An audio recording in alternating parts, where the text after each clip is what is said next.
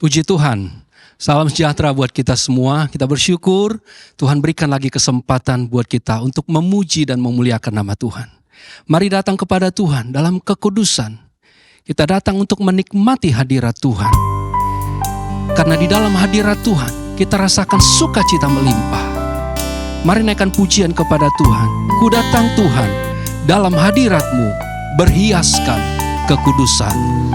Ku datang Tuhan dalam hadirat-Mu berhiaskan kekudusan. Seluruh sorga sujud menyembah-Mu ya Tuhan. Sujud menyembah-Mu. Ku tersungkur dan berseru, kudus, kudus. Kuduslah Engkau ya Tuhan. Kuduslah Tuhan, Allah semesta alam. Kuduslah Tuhan. Amin ya Tuhan. Kuduslah Tuhan. Sorga bumi menyembah. Kembali katakan, ku datang Tuhan dalam hadirat-Mu. Ku datang Tuhan dalam hadirat-Mu berhiaskan kekudusan. Seluruh sorga sujud menyembah.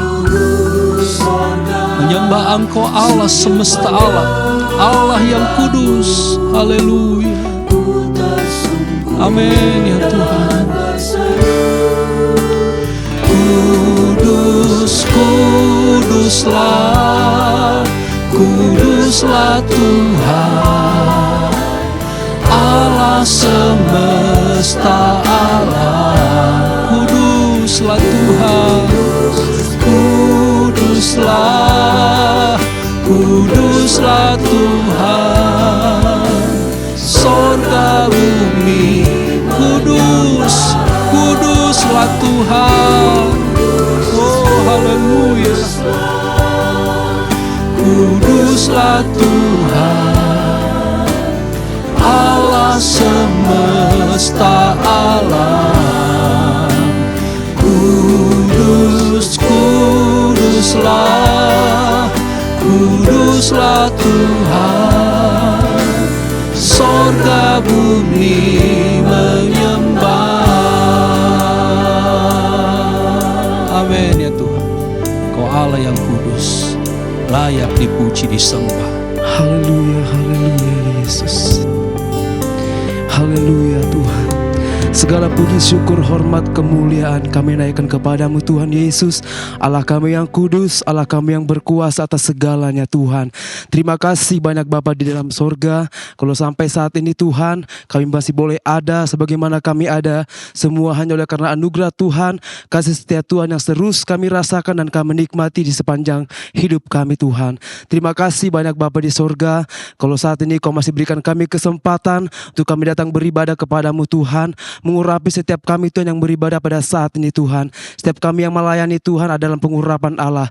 Dan setiap orang-orang yang melihat ibadah ini Tuhan, yang mengikuti ibadah ini Tuhan Yesus, semuanya kami adalah pengurapan daripadamu Roh Kudus. Terima kasih banyak Bapa di sorga. Suci kuduskan kami Tuhan, layakkan kami untuk kami memberi yang terbaik bagi Engkau Tuhan Yesus. Kami buka ibadah kami pada pagi hari ini di dalam satu nama yang ajaib, nama yang berkuasa atas kehidupan kami. Di dalam nama Tuhan Yesus Kristus kami berdoa dan bersyukur. Haleluya. Amin. Mari jemaat, saya undang kita bangkit berdiri bersama-sama. Kita bersorak memuji Tuhan, naikkan pujian kepada Tuhan. Percaya pada Yesus, itulah untungku, karena Dia hiburkan hati yang susah. Haleluya. Percaya pada Yesus, itulah untungku. Percaya pada Yesus, itulah untungku. Dia hiburkan hati yang susah. Percaya pada Yesus, itulah untungku. Hidup senang selamanya. Percaya pada Yesus. Percaya pada Yesus, itulah untungku. Dia hiburkan hati yang susah. Percaya pada Yesus, itulah untungku. Percaya pada Yesus itulah untungku. Dia hiburkan hati yang susah. Percaya pada Yesus itulah untungku. Hidup senang selamanya. Inilah untungku. Inilah untungku dalam dunia yang gelap.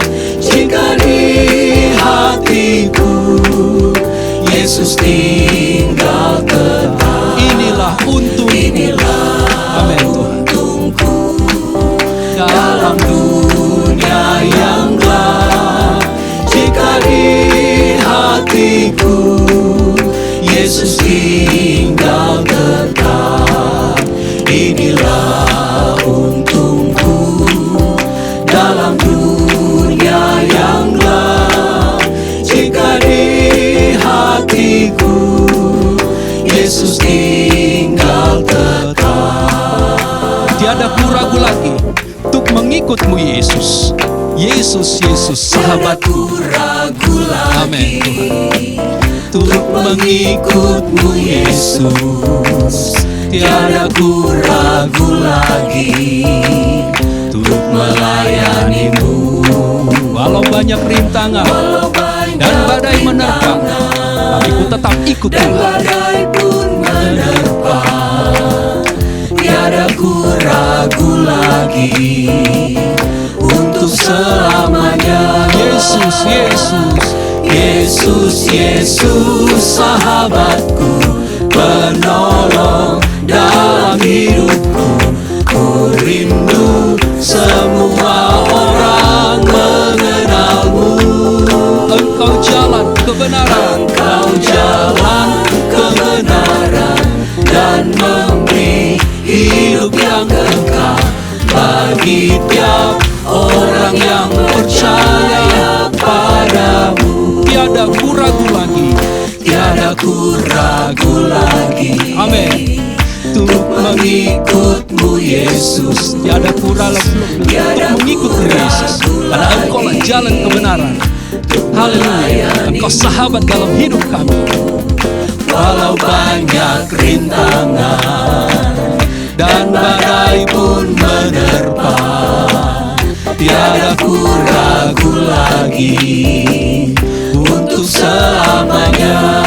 Yesus, Yesus, Yesus, Yesus, sahabatku, penolong dalam hidupku. Ku rindu semua orang mengenalmu. Engkau jalan kebenaran dan memberi hidup yang kekal bagi tiap orang yang percaya padamu. Yesus, Yesus, Yesus, sahabatku, penolong dalam hidupku. Ku rindu semua orang mengenalmu.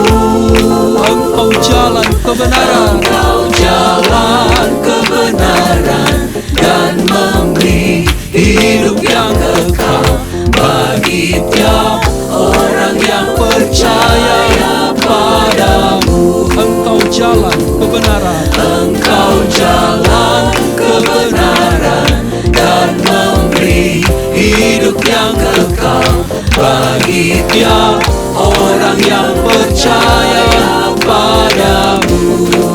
haleluya. Engkau jalan kebenaran, Yesus jalan kebenaran. Puji Tuhan. Silakan duduk kembali. Yang terindah dalam kehidupan kita ini adalah Allah kita, karena Dia selalu ada bagi kita, yang menyertai kita, yang menolong, bahkan memberkati kehidupan kita. Dan kita punya keyakinan bahwa satu waktu semua lidah akan menyembah, memuji, mengaku Yesus adalah Tuhan. Dan semua lutut akan bertelut menyembah Yesus Kristus adalah Tuhan. Mari naikkan pujian, Kau yang terindah di dalam hidup ini. Kau yang terindah di dalam hidup ini, tiada Allah yang seperti Engkau, besar perkasa penuh kemuliaan. Kau yang termanis, Kau yang termanis di dalam hidup ini. Ku cinta Kau lebih dari segalanya, besar kasih setiamu kepadaku. ku sembah Kau ya Tuhan. Amin. Kami sembah Engkau Allah kami. Kami tinggikan nama-Mu ya Tuhan. Terima kasih Tuhan. Terima kasih Yesus. Amin. Menyembah Yesus Tuhan Rajaku, ku sembah Kau ya Tuhan. Kami tinggikan nama-Mu ya Tuhan. Ku tinggikan nama-Mu selalu. Semua lidah kan mengaku Engkaulah Yesus Tuhan Rajaku. Mari wanita saja katakan dari awal pujian ini, Kau yang terindah di dalam hidup ini, Engkau yang termanis ya Tuhan. Haleluya.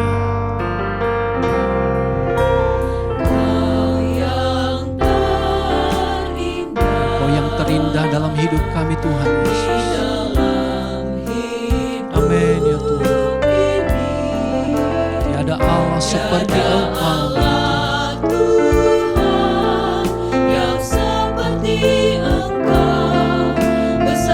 Besar perkasa, penuh kemuliaan. Mari kaum pria katakan, Kau yang terindah, Kau yang termanis di dalam hidup ini. Ku cinta Kau lebih dari segalanya, besar kasih setiamu kepadaku. Sama-sama katakan, ku sembah Kau ya Tuhan. Haleluya. Kau Allah kami. Kami tinggikan nama-Mu ya Tuhan. Amin ya Tuhan.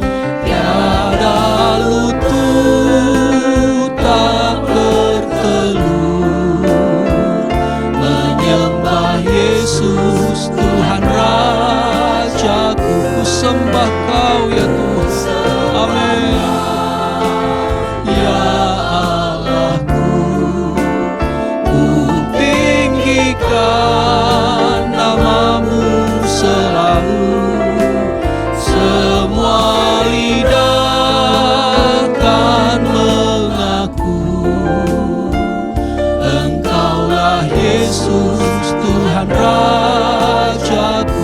Ku sembah Kau Tuhan.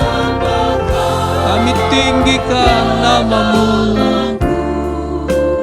Ku tinggikan nama-Mu selalu.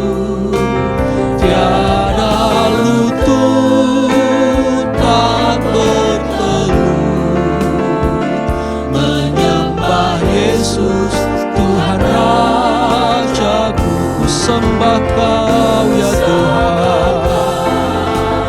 Ya Allahku, ku tinggikan nama-Mu selalu.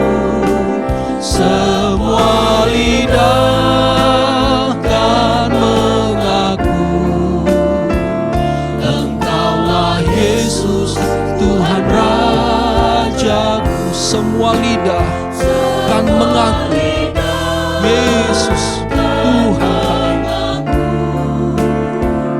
Engkaulah Yesus Tuhan Rajaku. Semua lidah kan mengaku Yesus Tuhan dan Raja. Haleluya.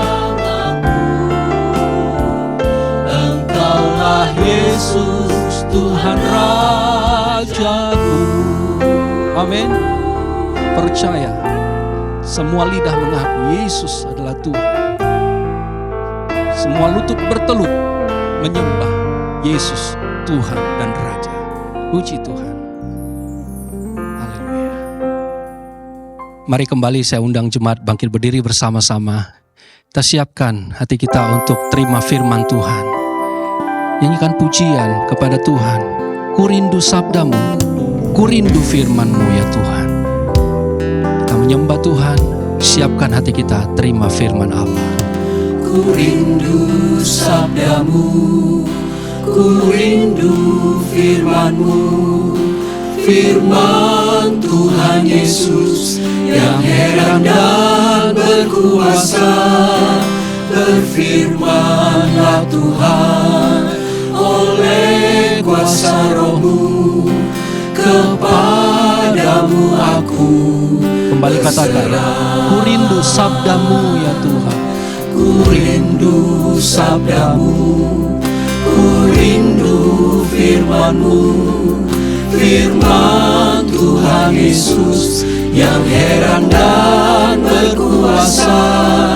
Berfirmanlah Tuhan oleh kuasa Roh-Mu, kepadamu aku berserah. Berfirmanlah ya Tuhan. Berfirmanlah, berfirmanlah Tuhan. Roh Kudus, urapi hamba-Mu, urapi kami semua.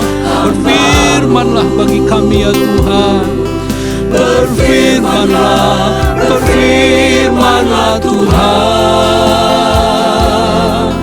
Ku rindu menikmati sabda-Mu. Kembali katakan, ku rindu sabdamu ya Tuhan. Ku rindu firman-Mu.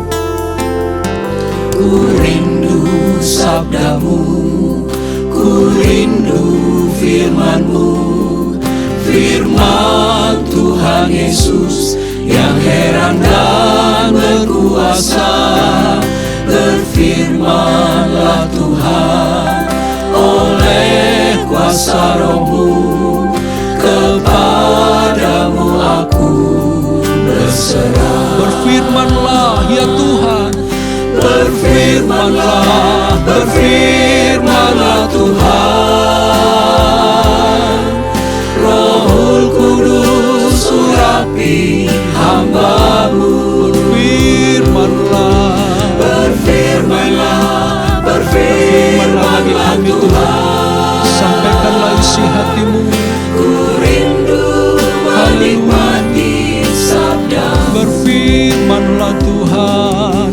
Berfirmanlah, berfirmanlah Tuhan. Rohul Kudus urapi hamba-Mu. Amin. Berfirmanlah, berfirmanlah Tuhan. Ku rindu menikmati sabda-Mu. Ku rindu menikmati sabda-Mu. Ku rindu menikmati sabda-Mu. Kami rindu ya Tuhan. Haleluya. Haleluya. Haleluya. Haleluya. Haleluya. Haleluya. Haleluya. Setelah kami naikkan pujian kami kepadamu Tuhan, pengagungan bagi Engkau, Allah kami yang hidup, Allah yang kami sembah di dalam nama Tuhan Yesus Kristus. Saatnya kami mau dengar lagi firman-Mu Tuhan. Kerinduan kami Tuhan, kami rindu sabda-Mu, kami rindu firman-Mu. Firman itu yang mengubahkan hidup kami. Firman itu yang menuntun jalan hidup kami Tuhan. Haleluya. Firman itu yang meneguhkan kami, bahkan menegur kami ketika kami salah. Haleluya. Berfirmanlah Tuhan, berfirmanlah, kami rindu firman-Mu, kami rindu sabda-Mu. Haleluya. Urapi hamba-Mu Tuhan yang akan sampaikan kebenaran firman-Mu, hikmat marifat Tuhan, pikiran-pikiran Tuhan, perkataan Tuhan, hati Tuhan Engkau beri bagi hamba-Mu. Haleluya. Biarlah apa yang semua akan disampaikan oleh hamba-Mu itu semua berasal dari isi hati Tuhan yang Tuhan ingin sampaikan bagi kami umat-umat-Mu saat ini Tuhan. Haleluya, haleluya. Urapi hamba-Mu secara khusus dan urapan yang sama juga boleh kami rasakan hari ini Tuhan. Terima kasih Tuhan Yesus, kami mau dengar firman-Mu dalam berkat nama Tuhan Yesus Kristus. Haleluya, amin. Puji Tuhan, jemaat persilakan duduk kembali. Tuhan memberkati.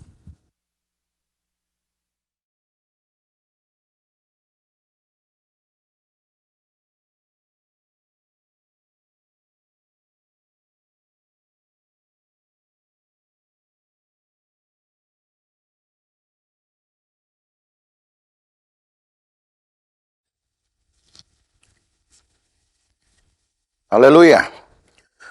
Adalah satu sukacita yang besar, Bapak Ibu Saudara, kita dapat kembali menyediakan waktu untuk beribadah dan sudah bersama-sama kita menaikkan pujian kepada Tuhan. Maka kita akan mendengar firman Tuhan yang menjadi satu pengharapan bagi iman kita, sehingga apa yang kita jalani di dalam hidup ini itu tetap bersifat pasti, tidak bertanya-tanya atau bahkan tidak penuh dengan keraguan, sebab dunia tempat di mana kita hidup ini memberikan banyak sekali keraguan di dalam hidup kita. Maka bersyukurlah Bapak Ibu Saudara kita bisa tetap ada untuk beribadah bersama-sama. Hari ini saya ingin mengajak saudara untuk melihat satu perkataan Yesus, satu ucapan khotbahnya dari sekian panjang khotbah yang Yesus berikan di atas bukit, di sebuah perbukitan di Galilea tentunya. Matius pasal yang ke-7, ayat yang ke-6. Matius pasal yang ke-7, ayat yang ke-6. Sebagaimana di dalam Alkitab kita, lembaga Alkitab memberi judul tentang hal yang kudus dan berharga. Dan itu jugalah yang menjadi tema khotbah pada pagi hari ini. Matius pasal 7 ayat 6 tertulis demikian. Jangan kamu memberikan barang yang kudus kepada anjing, dan jangan kamu melemparkan mutiaramu kepada babi, supaya jangan diinjak-injaknya dengan kakinya, lalu ia berbalik mengoyak kamu. Bapak Ibu Saudara, apa yang Yesus lakukan sejak ia menerima pelayanan ini dari Bapa, dan lebih khusus lagi sejak ia dibaptis, maka Yesus memusatkan perhatiannya pertama kepada orang-orang Yahudi yang berada di wilayah Galilea. Satu dari sekian banyak aktivitasnya adalah khotbah-khotbah yang diangkatnya dari tema-tema di dalam Perjanjian Lama. Salah satunya adalah rangkaian khotbah yang kita kenal di dalam Alkitab, di dalam kitab Matius ini, dari pasal 5 pasal 7, yaitu kumpulan khotbah di bukit. Memang tidak dirinci ini bukit di mana, Bapak Ibu Saudara, tapi yang jelas bahwa mengingat letak dari atau tanah di Yehuda, tanah di Israel itu lebih banyak berbukit-bukit. Maka tentu tidak sulit bagi Yesus untuk memilih dan memanfaatkan salah satu bukit dalam upaya supaya khotbahnya dapat didengar oleh banyak orang. atau dapat mencakup banyak orang. Dan memang tidak dirinci berapa banyak orang-orang yang tertarik dengan khotbah Yesus. Ya. Tetapi yang jelas bahwa massa yang hadir di dalam khotbah Yesus ini datang dari segala kalangan. Baik dari kalangan-kalangan penting di dalam masyarakat Israel, maupun kalangan yang dianggap tidak penting atau rakyat biasa. Yesus yang mengetahui semua motivasi dari orang-orang yang datang untuk mendengar khotbah Yesus ini, mendengar khotbahnya, tentu memberi perhatian besar kepada perjanjian lama yang menjadi pegangan bagi orang Israel ini atau bagi umat Tuhan. Sejak mereka memperolehnya itu berdasarkan pengalaman di Gunung Sinai. Begitu hormatnya orang Israel ini, umat Tuhan ini dengan hukum Tuhan, dengan firman Tuhan. Maka mereka berupaya untuk selalu memusatkan perhatian, memprioritaskan Taurat itu dalam kehidupan mereka. Tetapi mungkin karena maksud hati yang baik tidak dibarengi juga dengan ketulusan, maka banyak sekali di dalam ajaran-ajaran Taurat yang pada akhirnya terabaikan motivasinya, kesungguhannya, tetapi hanya atau lebih didahulukan sekedar pemenuhan hukum-hukumnya. Itu sebabnya dari sekian banyak narasi khotbah Yesus di bukit, mulai dari pasal 5 Matius sampai pasal yang ke-7, sebenarnya Yesus menaruh perhatian kepada hukum Taurat. Mungkin bagi kita, pembaca awam, kita tidak terlalu memperhatikan kaitan antara pokok-pokok ajaran di dalam kitab Matius ini dengan pokok-pokok ajaran di dalam perjanjian lama. Tetapi hari ini dengan ayat yang kita angkat ini, yang kita bahas ini, baiklah kita atau tidak ada salahnya kita untuk melihat apa sebenarnya yang Yesus sedang persoalkan. Ya. Mengapa gaya bahasa yang dipakai oleh Yesus seperti ini di ayat yang ke-6. Yesus seperti membandingkan harta yang bernilai mahal, itu berharga, seolah diperbandingkan atau dibuat tidak ada artinya ketika diberikan kepada binatang.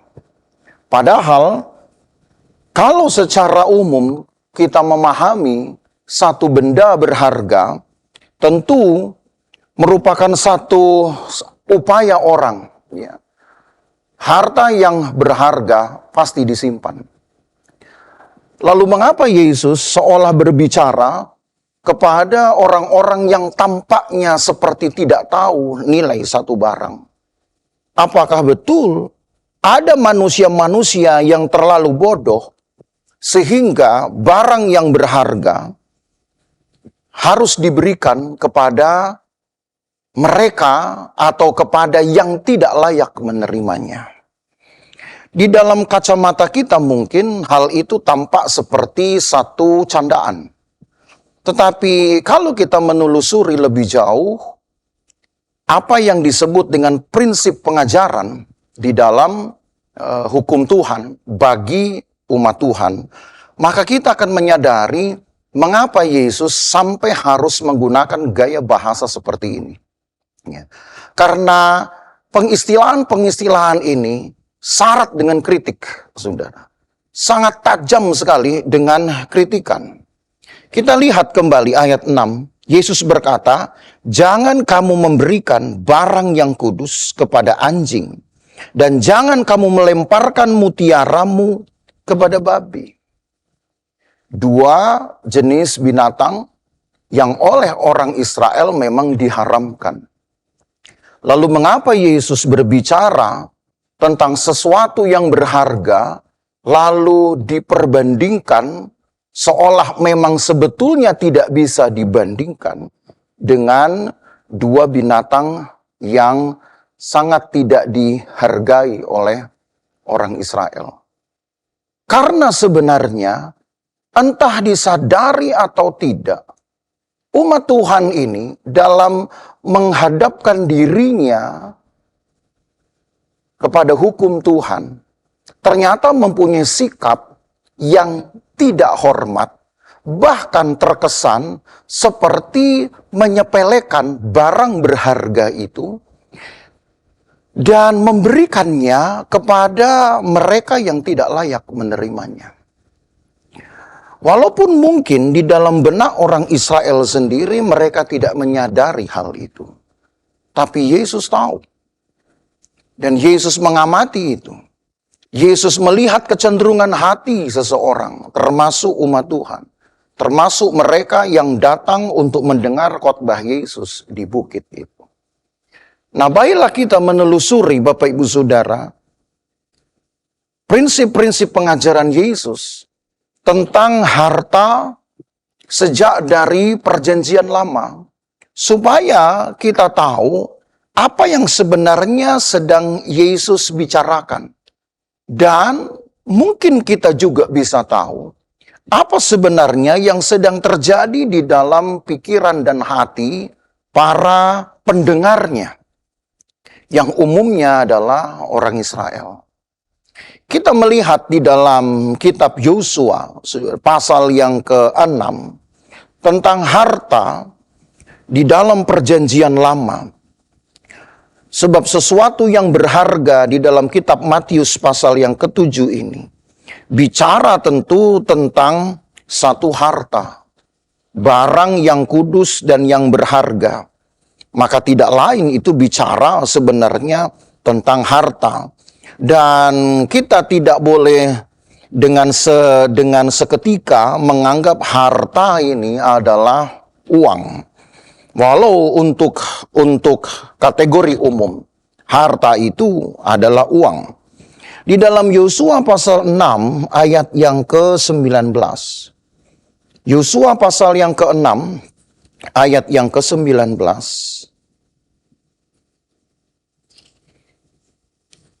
Tertulis firman Tuhan begini.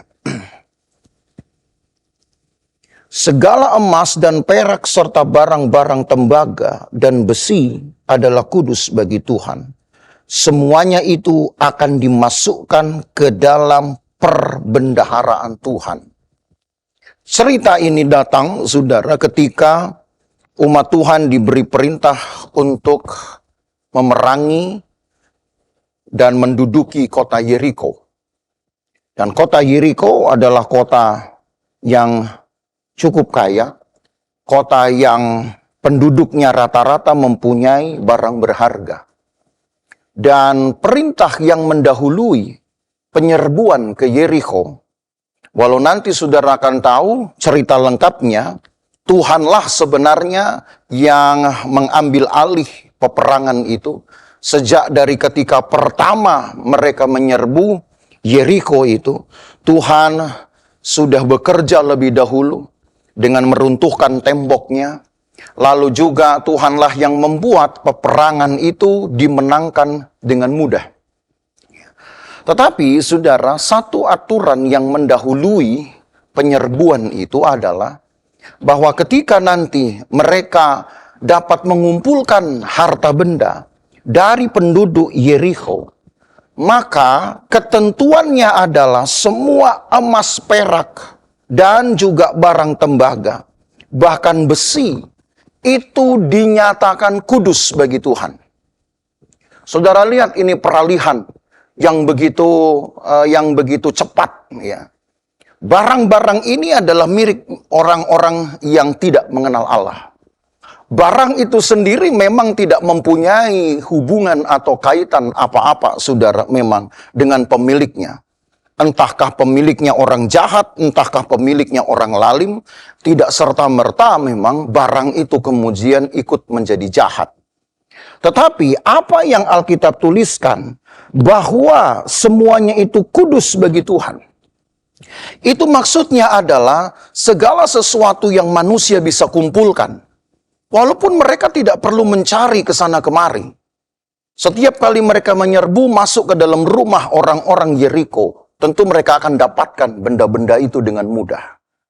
Tapi yang jelas prinsip yang ingin ditegakkan di sini adalah bahwa kalau Allah sudah menyatakan sesuatu menjadi kudus dan milik Tuhan, maka manusia tidak boleh merasa punya hak atau mengikatkan dirinya kepada benda-benda tersebut.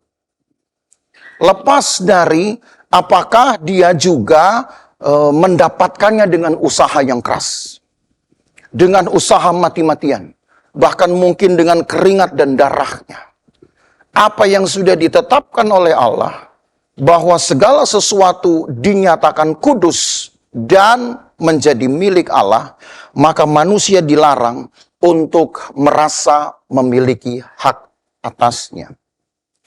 Jadi hal pertama, saudara, tentang harta, tentang benda-benda berharga ini adalah bahwa manusia tidak boleh merasa terikat atau menyatakan diri terikat sehubungan mungkin dengan semua usaha besarnya dan usaha mati-matiannya di dalam upaya mengumpulkan itu.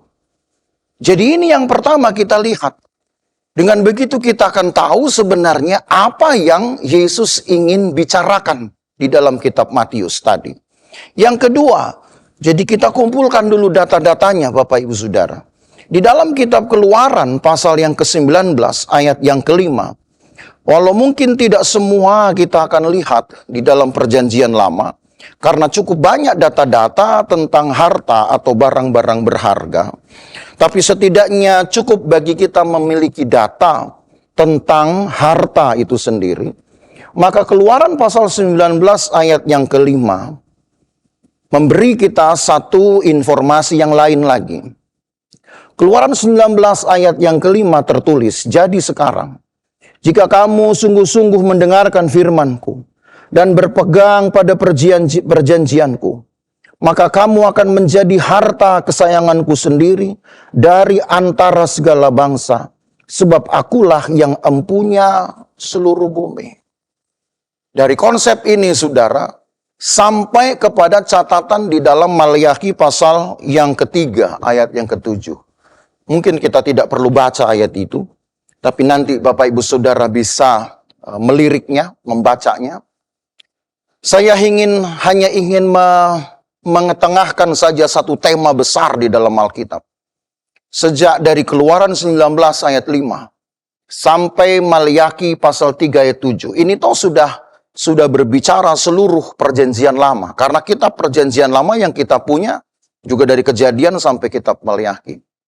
Ternyata salah satu tema besarnya adalah tentang harta Allah, yaitu manusia.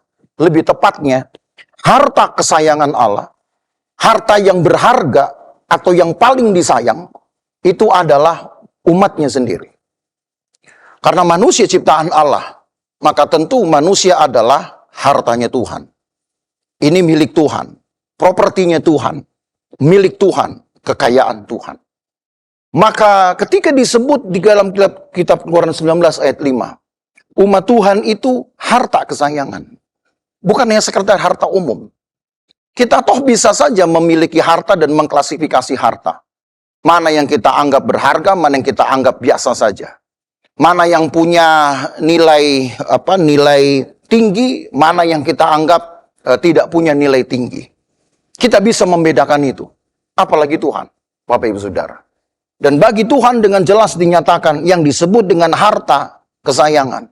Berarti ini harta yang punya nilai yang besar di hadapan Tuhan adalah umatnya sendiri.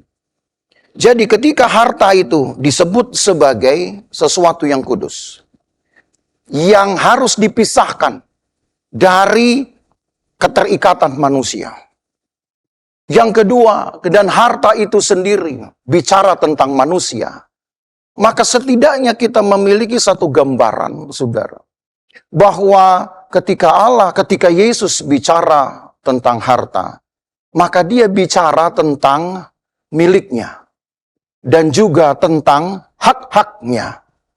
Tapi tidak boleh diklaim sebagai milik dan hak dari orang lain. Itu dulu yang kita pahami. Walaupun mungkin ada banyak harta juga di dalam perjanjian lama yang berbicara tentang kepunyaan seseorang. Karena kalau saudara baca juga di dalam kitab 1 Raja-Raja, tentang Salomo yang punya harta juga banyak. Bahkan dia harus mencari dan menambahkan hartanya 3 tahun sekali.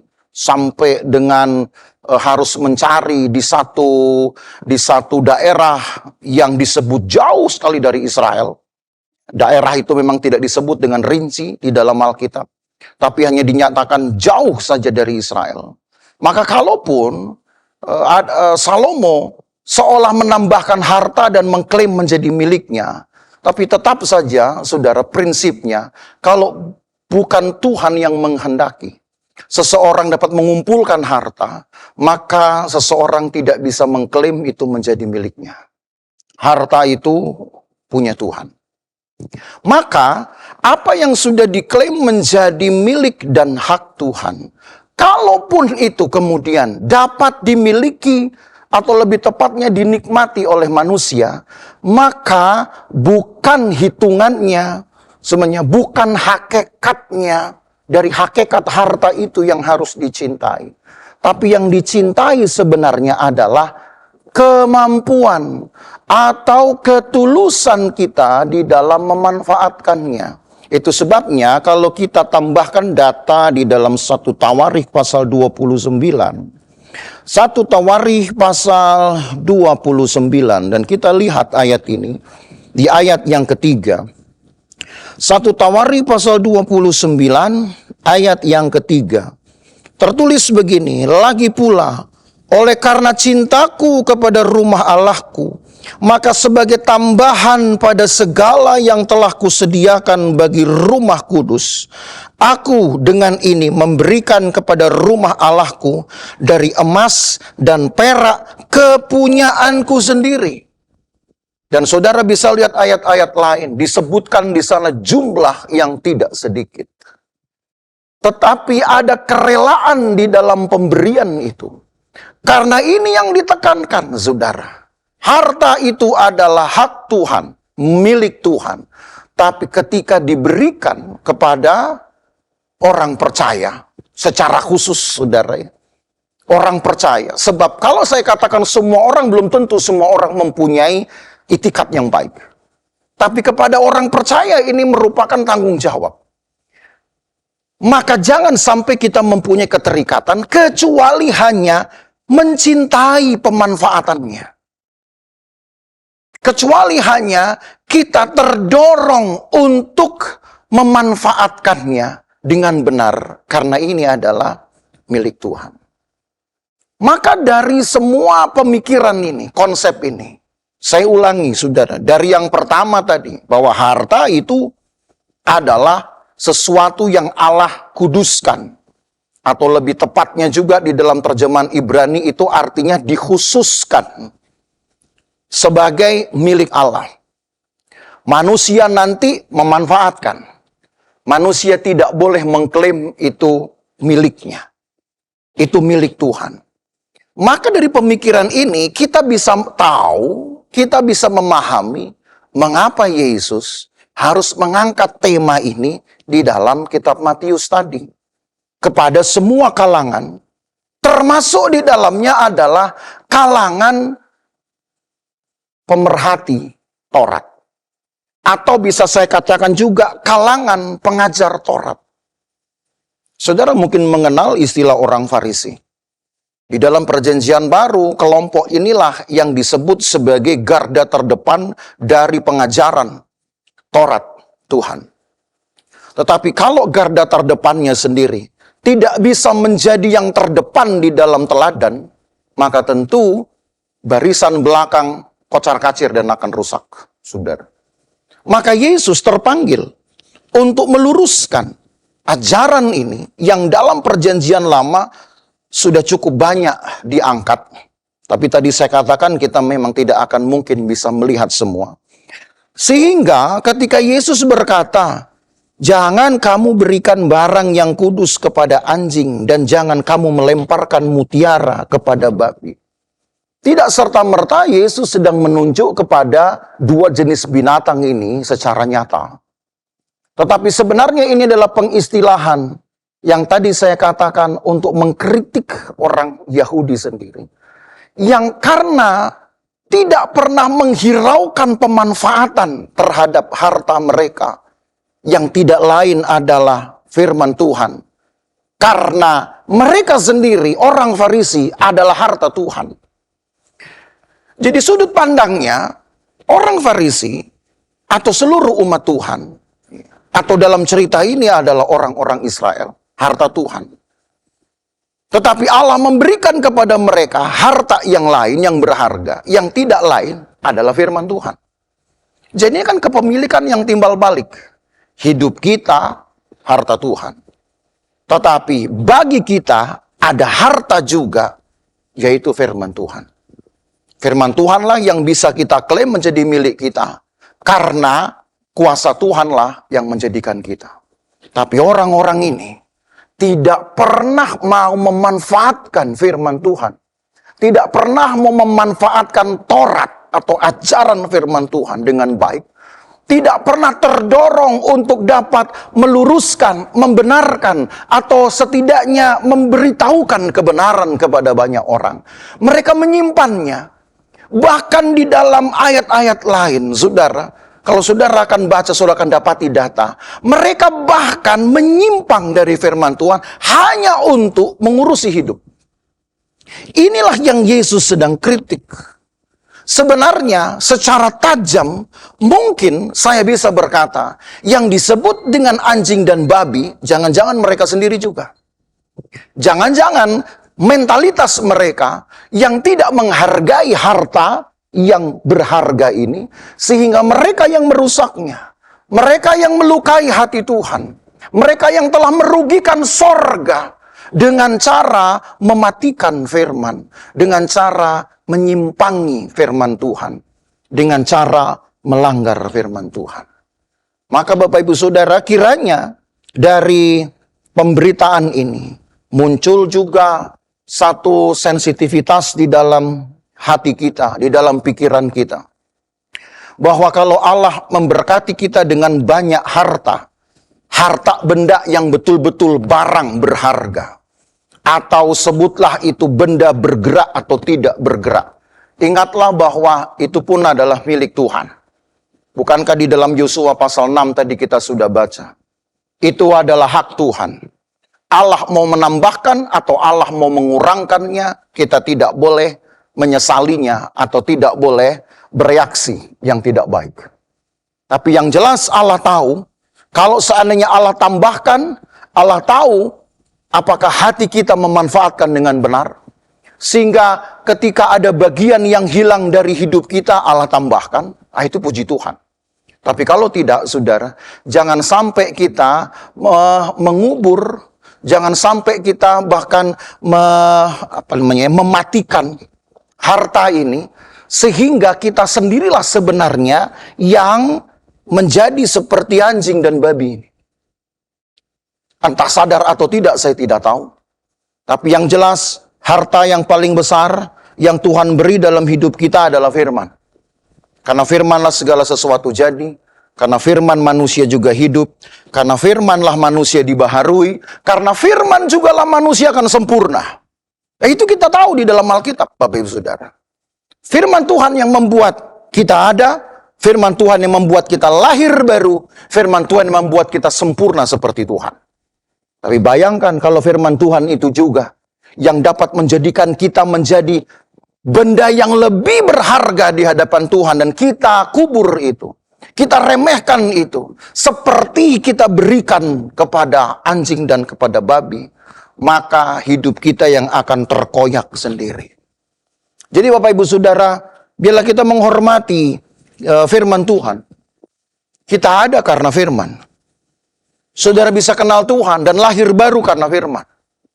Dan saudara sekarang dibimbing oleh firman Tuhan untuk menunggu satu kesempurnaan nanti. Karena kita percaya kita akan disempurnakan. gereja Tuhan akan sampai kepada kesempurnaan. Dan siapa yang melakukan? Firman.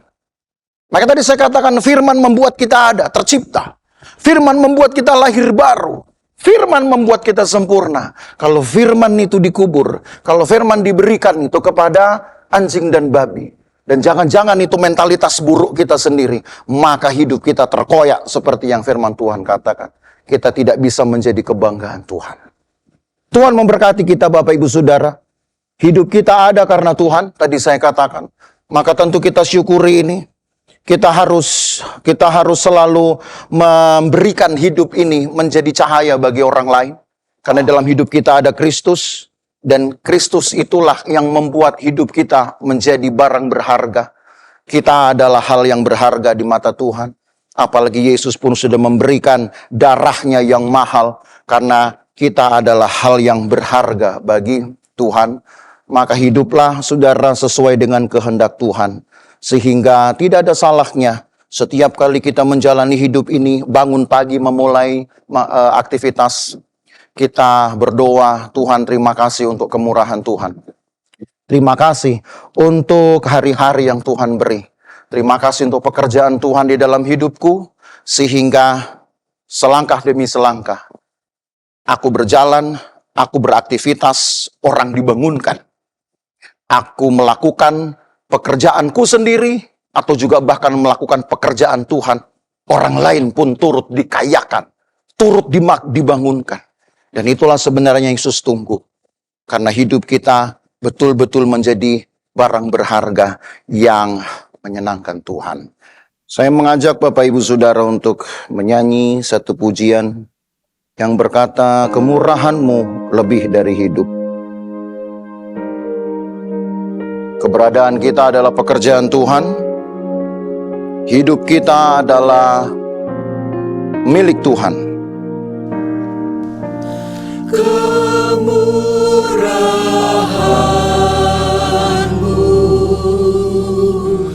lebih dari hidup.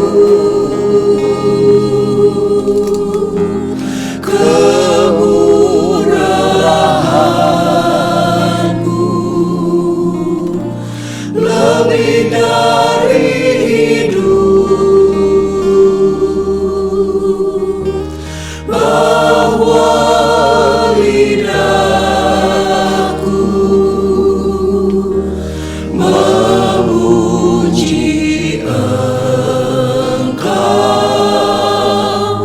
kemurahan-Mu lebih dari hidup. Haleluya. Kemurahan-Mu lebih dari Kemurahan-Mu Haleluya. lebih dari hidup. Terima kasih. Kemurahan-Mu lebih dari hidup, bahwa lidahku memuji Engkau, kemurahan-Mu lebih Haleluya. dari hidup. Nyanyikan lagi Bapak Ibu Saudara dengan sebuah persembahan kepada Tuhan. Hidup kita adalah Dari hidup, Haleluya. kemurahan-Mu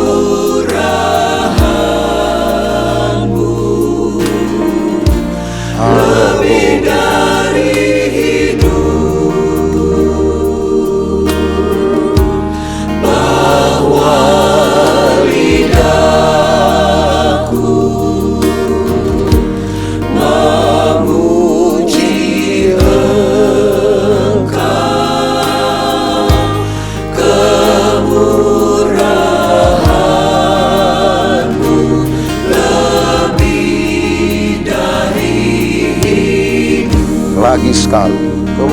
kemurahan-Mu lebih dari hidup.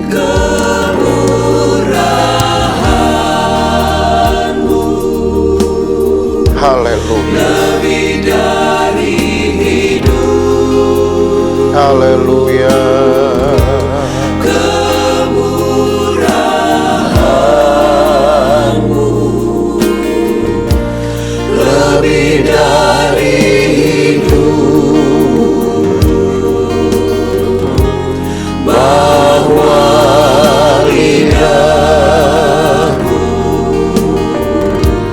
memuji Engkau. Kemurahan-Mu lebih dari hidup. Yesus. Sebagaimana saudara sudah dengar firman Tuhan, kita ada karena firman. Dunia juga ada karena firman. Kita hidup dan lahir baru karena firman, supaya kita menyenangkan Tuhan juga dengan firman Tuhan. Sampai kelak hidup kita menjadi sempurna, sama seperti Tuhan. Itu juga karena firman Tuhan. Firmanlah harta kita yang sesungguhnya. Firmanlah barang berharga bagi kita. Ditaruhnya barang berharga bagi kita, karena kita adalah hartanya Tuhan. Maka jangan sia-siakan hidup. Jangan sampai hidup kita mengubur cahaya kilau dari harta berharga yang kita punya. Dalam mulut kita selalu menjadi kesenangan Tuhan. Pikiran kita menjadi kesenangan Tuhan. Hidup kita menjadi kesenangan Tuhan. Kalau kita menjadi kesenangan Tuhan, kita pun akan bisa menjadi berkat bagi yang banyak orang. Yang dalam hidup kita selalu ada kerinduan untuk menyenangkan Tuhan. Karena lidahku memuji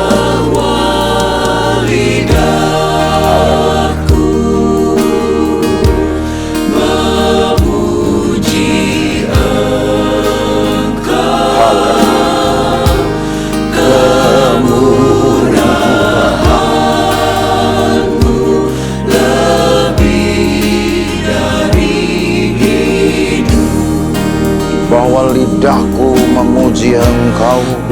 Bahwa lidahku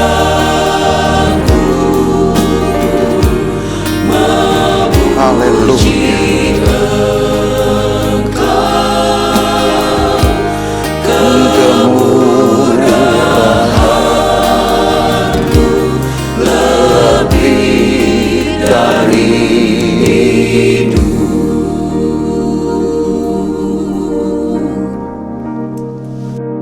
Berikan hidup untuk Tuhan. Lakukanlah pekerjaan untuk Tuhan. Sekalipun kita bekerja untuk diri sendiri, lakukan itu untuk Tuhan. Karena kita ada oleh karena Tuhan.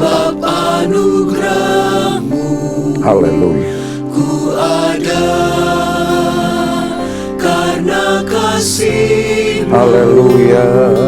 Tuhan Yesus, ku berterima kasih buat kasih rahmat-Mu. Dengan pengertian kita naikkan pujian ini lagi.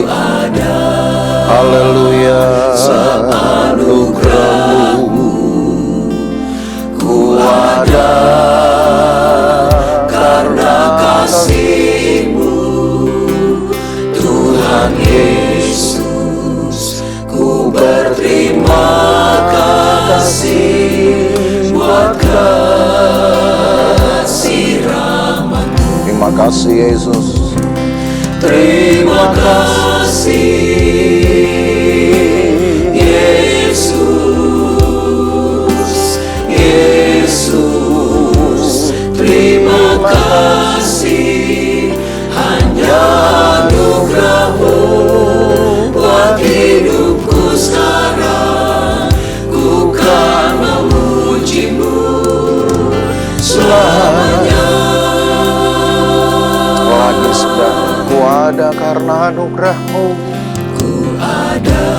Haleluya.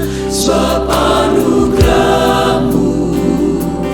Ku ada Kami bisa menikmati hidup kami karena Tuhan. Yesus. Ku berterima Haleluya. kasih buat Haleluya. kasih Sekarang jadikan hidup ini kenikmatan bagi Tuhan. Terima kasih Yesus. Yesus, terima kasih. hanya anugerah-Mu buat hidupku sekarang. Ku kan memuji-Mu selamanya. Terima kasih. Terima kasih Yesus. Yesus, terima kasih. Hanya anugerah-Mu buat hidupku sekarang.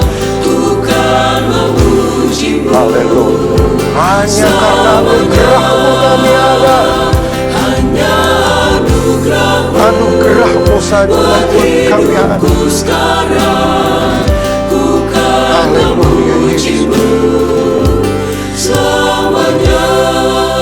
Haleluya. Haleluya. Haleluya. Engkau tahu hati kami Tuhan. Engkau melihat sendiri. Engkau yang kenal pribadi kami. Lebih dari kami mengenal diri kami sendiri. Ampuni kami jika dalam hidup ini kami hanya mengejar apa yang mendatangkan kesenangan bagi hidup kami. Bahkan yang cenderung kami pamerkan kepada orang lain. Karena kami merasa hanya kami yang punya harta yang paling berharga dibanding yang lain. Kiranya firman-Mu mengingatkan kami bahwa kamilah harta yang berharga di hadapan Tuhan. Dan untuk itu Tuhan berikan firman dalam hidup kami supaya kami bisa menyimpan firman Tuhan ini sebagai harta yang berharga. Dan hidup kami dibentuk, hidup kami diubahkan, hidup kami dibaharui, hidup kami disempurnakan supaya juga menjadi kebanggaan Tuhan. Karena kamilah harta sesungguhnya, harta kesayangan Tuhan. Tolong umat-Mu ya Tuhan. Supaya dalam hidup ini kami mengutamakan firman. Kami mengutamakan Engkau lebih dari segalanya. Kami mungkin lupa. Kami mengutamakan hal lain. Karena itu langsung berhubungan dengan hidup. Itu langsung berhubungan dengan kebutuhan hidup. Kami seringkali lupa. Kami mengutamakan hidup kami sendiri. Karena itu harus kami habiskan untuk keperluan-keperluan sehari-hari. Tapi kiranya firman Tuhan menegur kami dan memberi kami satu dorongan. Kamilah harta yang Engkau sayangi. Kamilah harta yang berharga bagimu Tuhan. Itu sebabnya Engkau beri firman dalam hidup kami. Engkau izinkan firman tumbuh dan berkembang dan berbuah. Supaya hidup kami juga menjadi harta yang menyenangkan Tuhan. Tuhan tolong umat-Mu. Supaya di dalam semua pekerjaan yang kami lakukan. Kami tetap melakukannya seperti kami melakukan kepada Tuhan. Apa yang kami buat, pelayanan-pelayanan kami sekalipun Tuhan percayakan, kami juga ingin melakukannya hanya untuk Engkau, bukan untuk kami. Kami bekerja, kami mendapat upah, kami bahkan bisa mengumpulkan harta. Itu juga datang dari Tuhan dan dimanfaatkan sebenarnya untuk Tuhan, untuk pekerjaan Tuhan. Bukan hanya semata-mata untuk kenikmatan hidup kami. Tuhan tolong kami, supaya kami selalu menyenangkan Tuhan. Tolong umat-Mu ya Tuhan dimanapun mereka berada. Baik jemaat GPDI Ketapang, Keramat dan juga Neosoho. Baik juga anak-anak Tuhan yang mengikuti ibadah ini melalui live streaming. Siapapun yang mendengar firman Tuhan dan mengikuti ibadah ini, Tuhan berkati. Dibentuk oleh firman Tuhan. Dipakai menjadi alat Tuhan. Dan dituai oleh Tuhan sebagai harta kesayangan. Karena kami mencintai Engkau, mencintai firman Tuhan. Pagari hidup umat-Mu. Kemanapun mereka pergi, dimanapun mereka berada. Di dalam aktivitas-aktivitas yang jauh maupun yang dekat juga Tuhan pelihara. Hindarkan dari segala bahaya dan celaka perbuatan jahat orang lain. Tuhan memberkati pekerjaan Tuhan di KPDI Keramat, Ketapang, dan Neosoho. Tuhan berkati pekerjaan Tuhan dimanapun berada. Engkau yang punya gereja ya Tuhan. Engkau yang punya umat-Mu. Engkau yang akan menambahkan dan terus menambahkan dan menyempurnakan pekerjaan Tuhan di muka bumi ini. Terima kasih Tuhan Yesus, berkati umat-Mu, berkati dengan segala kecukupan kebutuhan mereka. Berkati dengan kesejahteraan, berkati dengan sukacita, berkati dengan umur panjang, berkati dengan kebahagiaan, berkati dengan lebih dari apa yang bisa kami ukur, yang bisa kami timbang ya Tuhan. Berkat Tuhan mengkayakan kami. Berkati ya juga Tuhan keluarga dari gembala. Tuhan berikan kesehatan selalu pada Bapak Gembala. Tuhan sehat-sehatkan. Dan Tuhan dapat berikan pewahyuan tentu. Walaupun di dalam kesusahannya, kami percaya Tuhan masih dapat bekerja di dalam hidupnya. Terima kasih banyak Tuhan Yesus. Kami akan akhiri ibadah ini. Dan kami akan memohonkan berkat untuk umat Tuhan dimanapun mereka berada. Maka Bapak Ibu Saudara, terimalah berkat dari Allah Bapa, kasih sayang dalam persekutuan dengan anaknya Yesus Kristus. Penyertaan Roh Kudus memelihara kita dari hari ini sampai selama-lamanya. Dan berkat ini kita terima dalam nama Tuhan Yesus Kristus. Dan kita yang percaya bersama berkata, Amin.